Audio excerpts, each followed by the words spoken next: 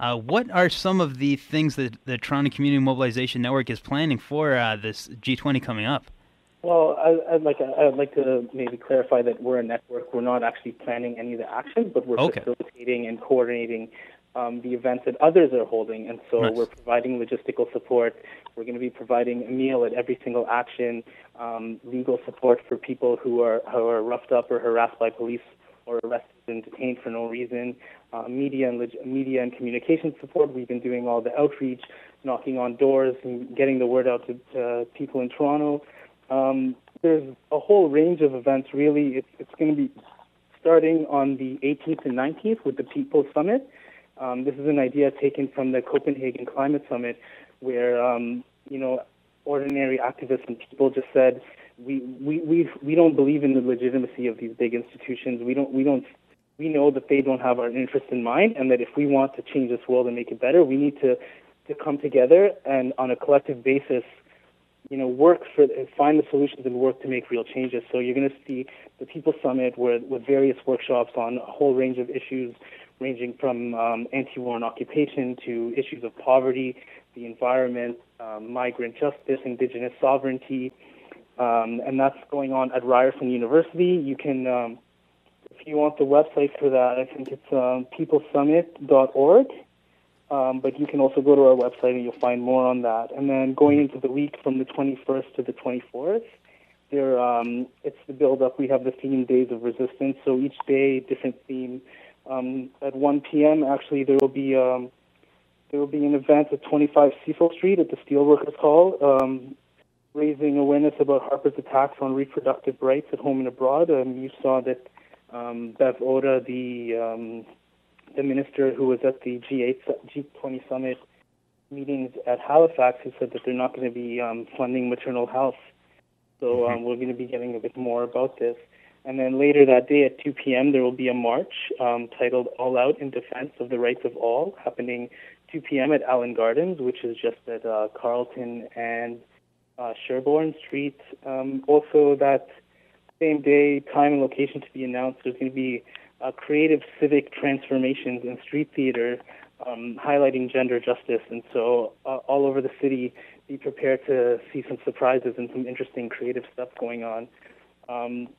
There's so much more happening that evening. There's going to be a roving kiss-in. So look out for that. If you want more information, go to queerg20resistance@gmail.com.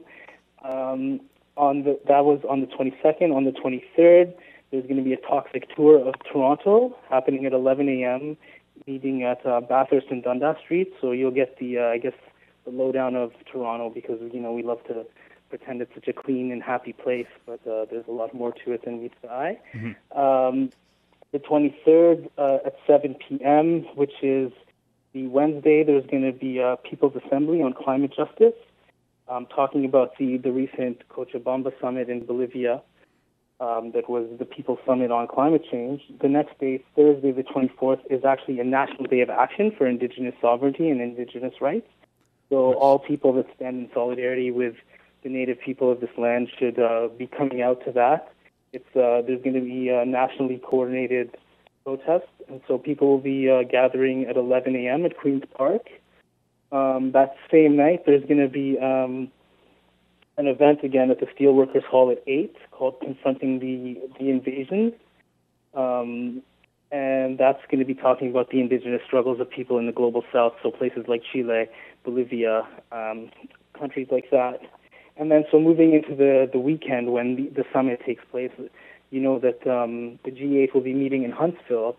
I don't think it's worth our time to be driving up all the way to cottage country just to shout at a bunch of leaders who don't care about us. So we're going to be staying in town, and there's going to be a mass community march happening at 2:30 p.m. Allen Gardens, which is also Carlton Street, just between Jarvis and Sherbourne. The banner would be Justice for Our Communities, and it's going to be a huge demonstration highlighting the local struggles in Toronto, so anti-poverty, migrant justice, ending economic ties with Israeli apartheid. It's going to be really a diverse and vibrant action. There's going to be a block party at Tent City, and a meal will be served. And then going into the Saturday, there's the big labor march happening at Queen's Park at 1 p.m. Billed as People's First, We Deserve Better. So groups like Greenpeace and the Canadian Labour Congress will be marching, and all those in solidarity with these groups will be there as well.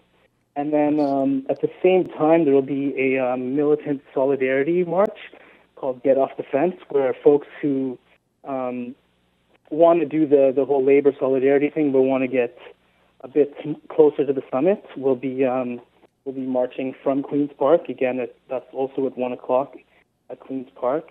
And then that night, there's going to be a radical street party known as Saturday Night Fever. I'm actually looking forward to this. It's going to be a roaming street party throughout the city of Toronto. The location hasn't been posted yet, so I urge everyone to just keep your ear to the street, and you'll find out more about that. And then the 27th, the Sunday, there's a call for autonomous direct action. So all of you listening at home, get creative. If you want to do whatever, do it on that day.